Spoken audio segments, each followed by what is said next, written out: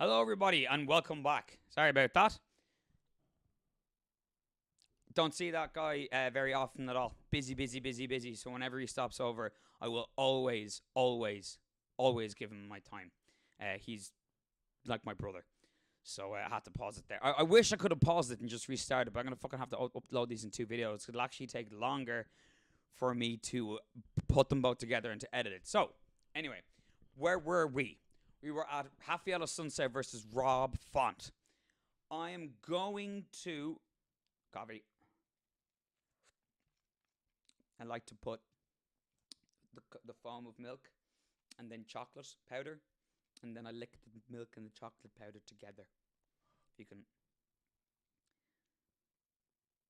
see that there. I like to just get it.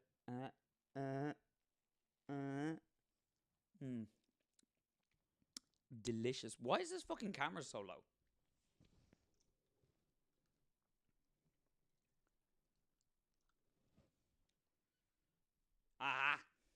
Maha.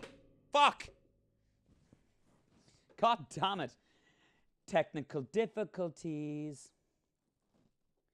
You are now experiencing technical difficulties.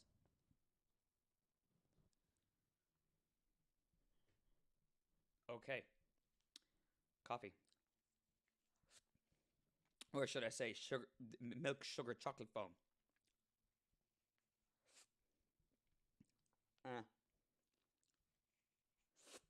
Okay.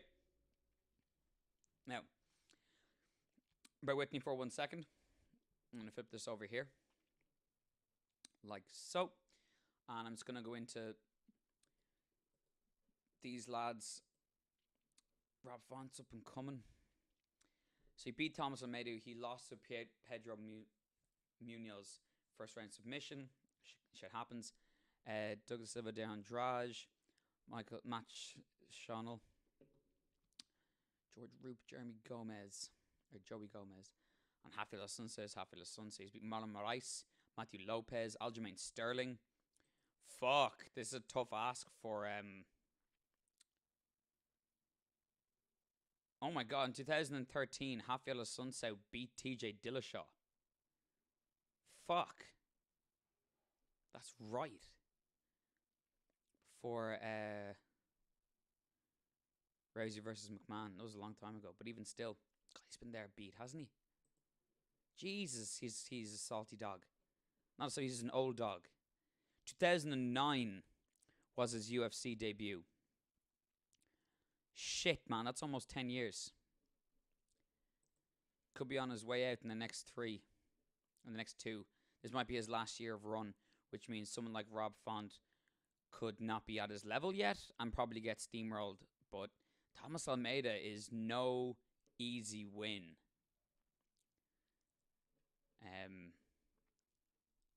Okay, well, he was beaten by Jimmy Rivera before that and Cody Garbrandt. But, like, other than that, he beat everybody else. He's only lost 3 times. Elwin Morales, Anthony Bierhak, Brad Pickett, Yves Jaboué, and Tim Gorman. So he's been fighting since 2014. So half the time, basically. Oh, sorry, that's Almeida. But he ranked up a lot in those few times. I mean, that's the thing. A Sunset's record isn't... Okay, well, 26-5. Yeah, it is quite packed. Tightly packed and filled in. Like your mama!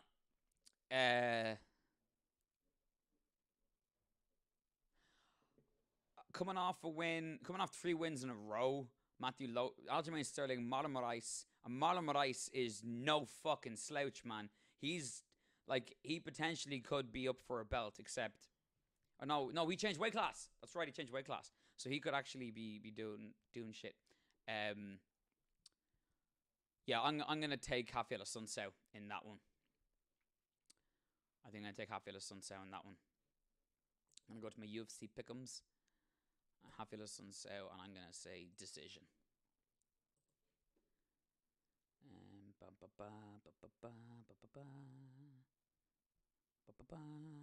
Oh, yes. Now this. Okay, I'm going to switch this over again so you can... This this is the... When I heard about this, it was one of those split take. Wait, what? You didn't need to add this to this card. And the card was already stacked, and then you're telling me this guy's on it? Bohachinia is somebody that I think we're all very, very eager to see multiple more times to see what this guy can actually do. And once again, ceiling. If you want to play a drinking game, drink whenever I say ceiling. If I have my memory serves me, he gave Hendricks his last loss before he retired. He did, yeah. Alawale Bamboze and Gareth McLellan. A lot of these people have beaten Alawale Bamboze. Oh, well, that makes sense. He has lost 1, 2, 3 fights in a row. Well, his first loss against Uriah Hall, that was his debut. Then he beat Daniel Sarafian, who I don't think is fighting anymore. I don't think he's fighting anymore. I'm doing one of those voices they do on the drink driving adverts. The next time you go outside in your car, don't drink, don't drive, save lives. It's like the most boring drawing fucking... Like, if you stop speaking in that voice, I will never drink and drive again. So I suppose it works to effect anyway. But yeah, man, Boachini is this, like... you look at him and you look at people's face and you're like, how is this guy this weight class? He's fucking huge, man. But then again, Uriah Hall kind of fits the bill as well of, how is this guy in this weight class? You must cut down. Down, cut down. Like, because your fucking dude is massive, man. He looks yoked. He looks like some kind of fucking comic book character. He's like, oh, Marvel just recently paid him, you know, to like be the next hero in a movie. That kind of look. It's ridiculous. He's got so much potential. 11-0. I think he might wreck Uriah Hall, man.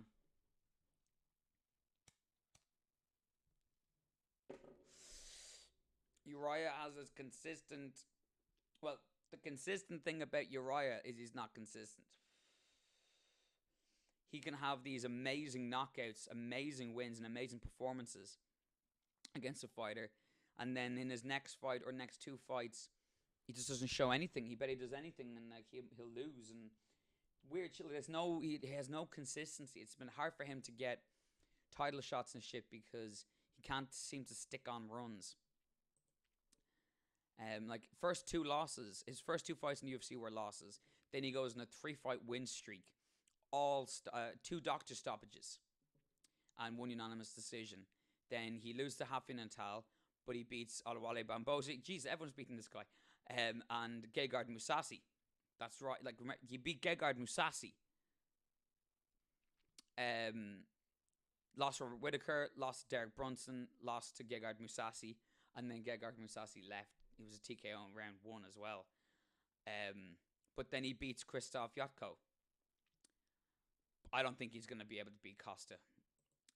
I know Costa mightn't have the same level of experience, but I think he's too fresh to really be dismantled in the way that you think. But Uriah Hall could get one of those mad knockouts, but I'm sick of betting on him to get one of those mad knockouts. It's not often enough. So I'm going to take Paulo Costa Bohachinia, the Eraser. The Eraser. The Eraser. No erase. Respect. Now, this is one of those. Thank you, Sean Shelby. Thank you. You didn't need to do this, and you did. Thank you. Saki versus Khalil Rountree. Gokhan Saki, the legend. The fucking legend.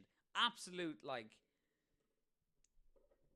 If takedowns weren't involved, most people would not want to go near this dude. And even still, with takedowns and shit, a lot of people still don't want to go near this dude.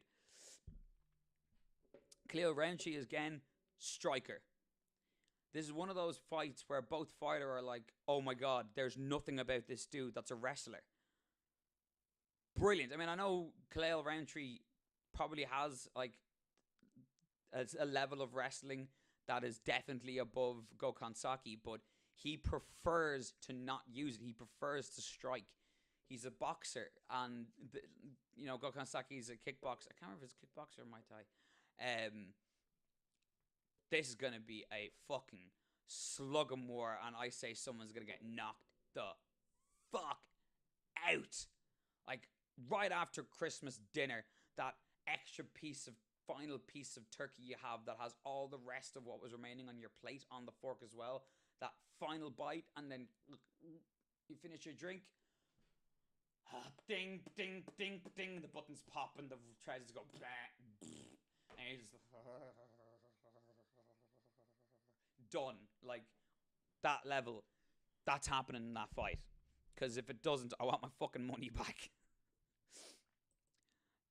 I don't know who's going to win that. I'm going to say, God, they're both got shit cardio. I mean, they're not terrible cardio, but shit cardio considering where they are. Like, you're at UFC, you know what I mean? Have better fucking cardio. It's 2018, for Christ's sake. And they're both... I can't see how you can go to a striking battle against Gokhan Saki, not be a world beater, and have any chance against him. So unless Khalil really starts to mix it up and does throw in a few takedowns, it's going to be Gokhan Saki all day. I'd say kick to the fucking face or head, and he'd be done. Maybe even a kick to the liver, but I'm going to say some kind of kick or foot placement to the cranial, head, jaw area for Gokhan Saki. This, I say, Michael Chiesa submission second round. If Michael Chiesa doesn't finish Pettis, and Pettis isn't performing like, oh shit, maybe the Pettis we thought was gone is still kind of here. If that happens, if Anthony Pettis doesn't give that performance and Chiesa can't finish him, that's not going to be good for Chiesa in regards to future matchups, and his worth and his negotiation power and his overall ability to throw his weight around. Getting fights and getting paid and stuff, getting the fights he wants in the places that he wants them and stuff, going up the rankings. He needs to finish Pettis. It's not that Pettis is great jiu-jitsu, but he hasn't shown to have the most amazing when you're against someone who has that wrestling pedigree to sit you on your ass and control you, and then can switch it up into a hold or some kind of lock or any kind of compromised position where you're like, oh, if you try to scramble out of this the way you usually scramble out, you're actually fucked. You really got to be methodical about this.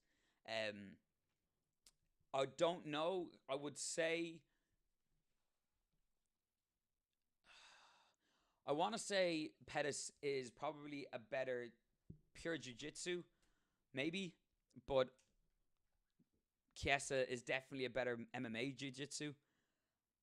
The striking is negligible it's not negligible. It's no contest. Pettis clearly has the absolute pedigree and skill and experience for striking. But I don't see Pettis winning this. And it's more about how Chiesa's going to win it. I hope he's able to get the submission or a TKO or something. Because if he doesn't, considering how Anthony Pettis has been, to not be able to finish him, that won't be good. But if he can put on a good performance and finish Anthony Pettis, that's going to say a lot, and that's going to push him up further. And bit by bit, especially with a win like this, he will erase that loss to Kevin Lee. We might see a Chiesa-Kevin Lee rematch in the future. I think we will eventually. So I'm going to go Chiesa.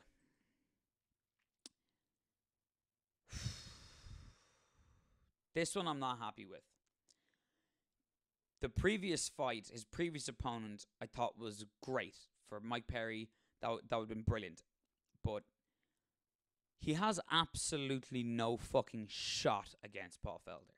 Not a single fucking shot. Unless he's radically changed his entire training. And I know he has changed training camp. But I mean, it's stuck to him like a sponge. He's absorbing it. And he is knocking these new techniques and new moves out like muscle memory next to nothing. No one's business as the weeks go on.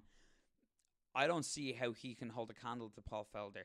Paul Felder's got good fundamentals. He's got great technique, and he's very cerebrally in there. But he's also able to switch to the violent blood when he's, and like a shark when he smells blood, and sink those fucking teeth in like a lion on a gazelle, and just go and not let go and stop when he knows you're hurt.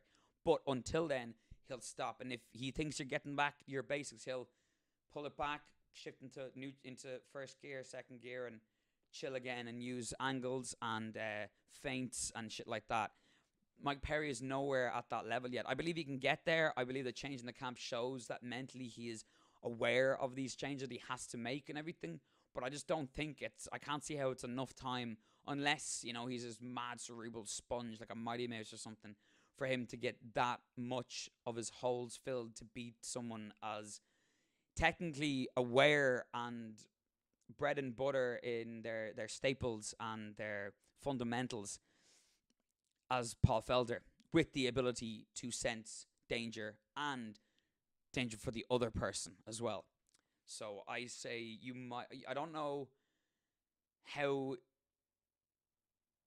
many wars Mike Perry has been in before the UFC. I'm not sure if Paul can knock him out, but I think he can get a TKO. I don't think he can get a clean knockout, but I think Paul Felder gets a TKO, which I'm not happy about, because I really like Mike Perry. I'd like to see him grow. When you see fighters who have a shit performance and they want to be better, they believe they're better, and then they start making these changes, and they make these big alternates and changes to their whole life in order to improve, you want to see that.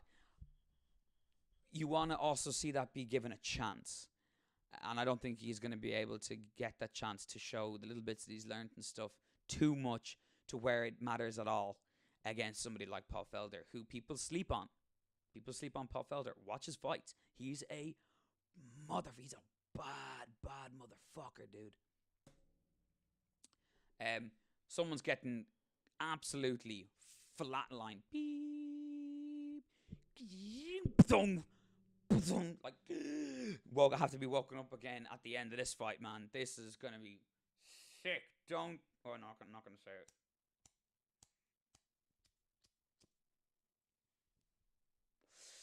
I was going to say don't blink, but I'm not gonna put any conviction behind that. I hate that phrase. It's dumb. It's just a standard phrase. It's the same as, looks like we got ourselves a fight. Don't blink. Don't blink during any fight. You miss a lot. The amount of times I blinked and heard, oh, I mean, like, wait, what happened? I literally blinked in that second. That goes for every live sporting event.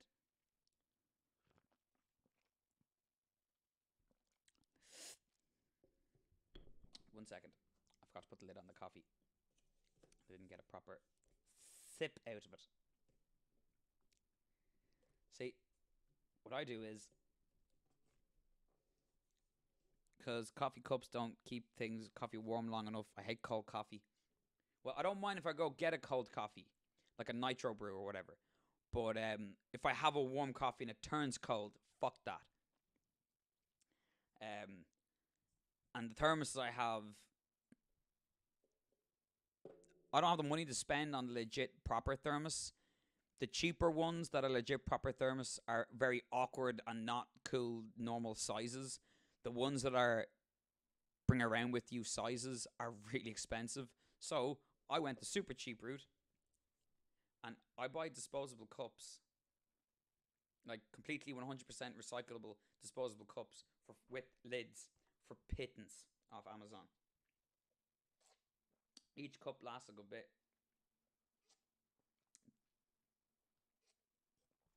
Wash real easy. Like, you throw the coffee out, open the tap, rinse it around, hot water, throw it out, like, put it out, done, let it dry, done. It's fine. It lasts for ages. Eventually, when you stir it, it'll start to like peel off where the thing is like held, and once you start seeing it peel where the seams are together on the cup, that's when you throw it out. But you get like 4 or 5 cups of coffee out of it, or like 4 or 5 days worth of cups of coffee. Like, it's pretty cool. So let's just put it like this. I don't give a shit about what Ngannou says that he's done. he keeps mentioning and saying things that is like, so you're not learning at all and you're not paying any attention to the stuff you have to change. He's still flying back to France for some of his training camps. Like, dude, you can't be at that high level and do this. Like, it doesn't work.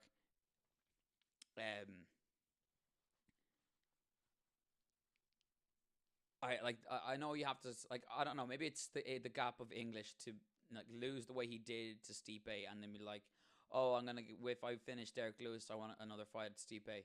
I believe I can beat him. Like, no, you can't, and you know you can't. What are you doing? Stop.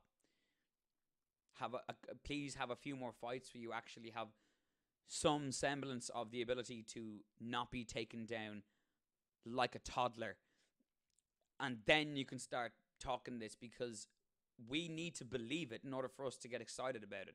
And right now, not a single fucking person believes that if you went into Stipe and fought Stipe again 10 times in the next, one after another, he would win every time. At the way it is right now, yeah, he has to improve. However, he's unbelievably. It's not that he's not hard. He's unbelievably dangerous. He's so dangerous that unless you have legit honed skill, certain strikes someone like Stipe can get away with throwing, certain positions he can be in with his head before he takes him down or whatever. Unless you're really precise and aware about that kind of shit, and if you can't do that shit, the success that Stipe was able to have, majority of people won't be able to find. There's something about how this weight class played out that people still, like, they respect and finally get Stipe's a bad motherfucker, but there's still this, like the weight class is so bad, that's why Stipe is so good. And partly that is true when you compare the level of technical proficiency to the lower weight classes, but the heavyweights have always been like that. And Stipe is the mighty mouse of that weight class. He is so far ahead and well-rounded and still improving than the majority of the rest of the roster at that weight class, that for him to be able to take care of a fighter doesn't mean that everyone else will be able to do something similar simply by watching him and studying tape and going, oh, that's how he did that to Ngannou. And when Ngannou goes like this, he did this, so he was able to avoid it and then land this. It's not going to work like that. I hope he doesn't. I don't know if Derek Lewis will punch himself out. I fully believe that either of these two men can knock each other the fuck out. The more than likely scenario, though, is Derek Lewis will pull him to the floor at some point and then Donkey Kong fuck him to death with massive, massive fists. Just hams. Just poof, poof, poof, poof. And that'll be the end of it, like a fucking silverback gorilla. I have a feeling that's more than likely going to be the stop saying words, stop repeating the same words so many times. I more than likely feel that is going to be the most probable scenario as to how the fight will end. What I think would be hilarious, though, is if they both just slugged it out and then they both knocked each other the fuck out at the same time. That would be brilliant, especially if it was like in the second round, not the first, and they were really going for it. That'd be cool. But the one thing about every heavyweight fight that I must ask, please don't be, I'm just going to lean on you against the cage. Are you going to lean on me? That's cool. I'm going to go sleep on your shoulder. No Frank Miocic Congo ever again. No.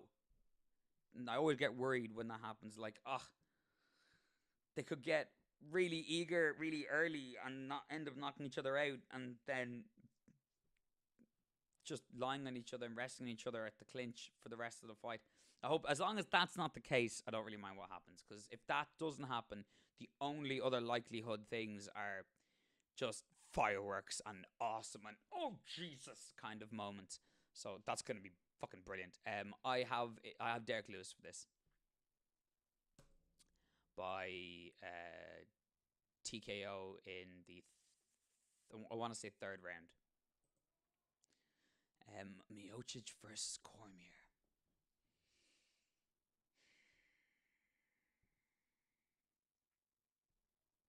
It's the big, like, it's a legit super fight, man. It's like, yes, Cormier was able to do that to all the other heavyweights, but Stipe is the heavyweight that he is because he's so far above all these other heavyweights. Can Daniel Cormier do the same thing he does to the lowest tier heavyweights to Stipe? Because maybe the size difference was okay and balanced by their lack of overall skill that Daniel had way more of, and the pace he can put. I believe Stipe can put on a similar pace. And I believe his skill won't be as easy to work around. So his overall size will become a factor in a way that fighting heavyweights hadn't become a factor for Daniel Cormier in the past. If you understand what I mean by that, if that makes sense. I hope I phrase it correctly. I really like this because it's extremely tough. I keep going back and forth. I am flip-flopping like a fish just pulled out of the water on the deck of a boat, man. I am flip-flopping like my fucking just trying to jump back into cool waters where I know what things are. But it's a big boat, man. This is a big boat. A lot of decking. And I'm just flip-flopping like a motherfucker. I mean, skill, tenure, experience, level of competition overall, Cormier wins. High level, new era, different beast. Not in any way dwarfed by a moment and still looking to improve, more modern champion. And Stipe, like, it's not as clean cut as I think. People seem to be either very easily leaning to DC or very easily leaning to Stipe.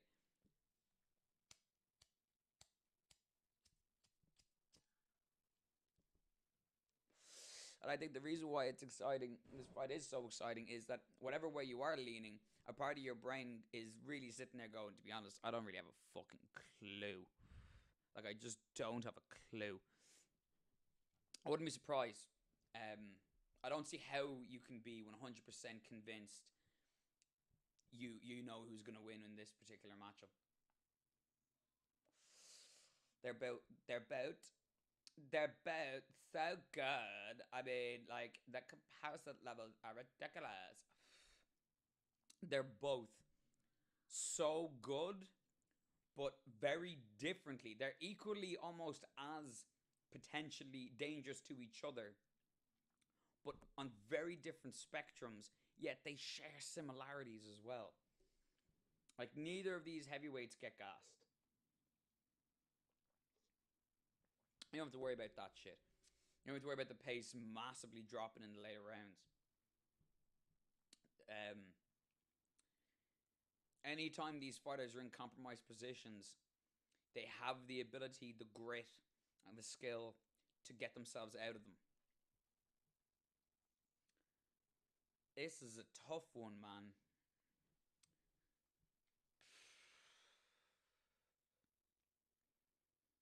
I mean, I'm going to have to pick one because I have to pick one, but trust me when I say it's vapid. It's a vapid pick. There's no real heart or conviction behind it. I'm picking something to pick something, but just know that it's flawed. It's meaningless. I'm gonna say Stipe. As I'm saying, there's no reason why. I'm just picking. I'm just gonna go with Stipe. That's it. Well, if I'm gonna be just picking randomly now, then I start to think of the narrative. What narrative has the best possible chance of a resurgence after a downfall? And I can see Stipe losing and then getting back the belt again and working back up the weight class and beating everyone he already destroyed again very fucking easily. If DC loses, he's gonna retire. And that'll be it. And his last fight will be a loss, which I don't think he cares about, to be honest, because of the kind of fight that it is, which I think is why he's taken these style of fights, because he's already been there, done that, bought the t-shirt, so now he's just dicking around for fun and extra money. So if he loses, like, I wanted to fight that guy. The fact that I went for the fight is a win already. So maybe, Jesus, I can't even create a fucking narrative to help me pick one. They're both equally respectful. Okay, I got a coin. That's what I'm gonna do, folks. That's what we're down to, folks. I'm flipping a coin. I have to make a pick, but I'm just gonna flip a coin because I honestly have no idea, and I don't want to put real heart and conviction into it because I can't. I need data, logic, consistent information of some point. I need reputable, consistent data. And without that, what's the point? I might as well piss against the wind. Head Stipe, tails DC. Tails DC. That's a euro if you're in America. And by the way, heads is the fucking value. So you always know it's heads. You don't sometimes know what country it's from because you get different ones on the back all the time. I think this has an R and an F. Liberté, égalité, fraternité.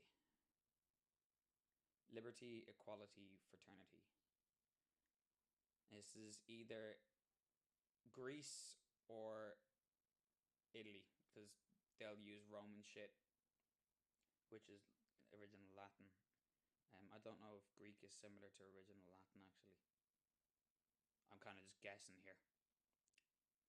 It's interesting. Like, it's cool the way you can pick up a random €2 coin and be like, I don't think I know what country this is from. I mean, it says RF, but that can't be the Republic of France, because what the fuck are they doing using Latin in France? And France isn't necessarily a republic in the way that Ireland's a republic. It's not like there's no Republic of France, Republic of Belgium, Republic of Portugal. Like, it's just Portugal, Belgium, and France. RF. I don't know. There's a tree on the back. Like Yggdrasil. Weird. Latin and Norse mythology have similar shit with a tree that comes out and is like the tree of life. Okay, so humans aren't that inventive. Two clans on the other side of two different types of tribe people on other parts of the world at completely different stages in history. And both of them like, do you know what? How about like a tree that like connects to everything? It's like tree of life and it joins everything. Okay. There you go. So, DC it is. All right. Am I going to watch them in mine or am I going to watch them in Lambs? I think I'm going to watch them in Lambs. Which means I have to... Oh, shit. It's 6 o'clock. Which means... What time? The weigh-ins were on earlier on today, but I haven't seen the weigh-ins, so I have to watch the weigh-ins. And then... oh, shit, man. I got to, like, get... The first fight's probably at... Actually... Yeah, 12 a.m. British Standard Time, which is basically the same as Dublin. Ireland. Like, I think there's, like, 2 minutes in the difference or something, or a minute. So, wait, I have 6 hours? We have loads of time. I have, like, 5 hours of loads of time. What am I talking about? But I gotta get on to Lamb and be like, where are you watching this? Alright, so that's it. DC. I picked it. I picked it. I don't know what I'm gonna pick in my pick'ems. I might pick the opposite in my pick'ems just to get a balance. So I'll either be right in the video or right in my pick'ems, and then I can't be wrong. But yeah, right. John Gunter, look him up, man. That guy's a fucking character. I've been down the Mexican. It has been super fucking warm, which is why I'm wearing a stupid collar open like some kind of pants shirt that's white, and I don't really wear white, and why my shirt's open even though I've like maybe 3 or 4 chest hairs that you can kind of see. It's just so goddamn like warm. Which is weird, right? This is just finally something about Ireland that I don't understand, and I think Britain kind of has it as well. I've been to countries where on the Celsius gauge or the Fahrenheit gauge, the number has been like 32 Celsius.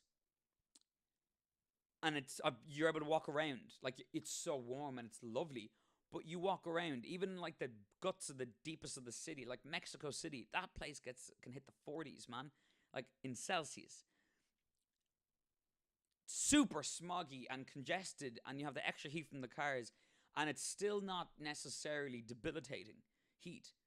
But when you're in the heat in Ireland, and it can be like 26 degrees, not the 30 or the 40s you'll experience in places like Mexico and Spain or whatever. 27, 26, and you're out there for like maybe 10 minutes. And you ever been to a supermarket and they have those big massive ovens with the huge windows, and they have like carousels, and skewered onto these carousels are a load of fucking chicken, and they're just rotating on like the chicken rotisserie? That's what you feel like. You feel like you've just bleeped because you're rotisserie chicken that's done and ready to be served. You can't think properly. The water from your body goes like that. You gotta drink so much. And you're looking at the temperatures and like, what the fuck is up with our sky? Like, what is up with our sky over Ireland and England, that when it's average temperature over here, it's debilitating? And like, foreign people come over and they're like, what the fuck is up with this heat? This is unpleasant. I don't like this. Yet I live in a place that's like 10 degrees hotter on an average, and I'm finding that it's like a fucking intense light, like heat lamp right in your face, as opposed to heating up a room sitting right in front of an intense heat lamp. It's ridiculous. So hence the fucking flamboyant clothes. But yeah. Anyway, that has been the rundown for this week. Thank you very much for watching. I'm going to switch this over to this little window here. So once again, that's me, Dan the Mexican, on all the socials. So please follow me there. There's the rundown. Name of the video. If you could be awesome and underneath, click the subscribe button somewhere there on your desktop or your phone, whatever it is you're using to watch this. Whatever medium you choose. Until next week, folks, enjoy the shit out of the fights. I hope you enjoyed last night's fight. I hope you enjoy tonight's fight. It's International Fight Week. I fucking love MMA. Peace.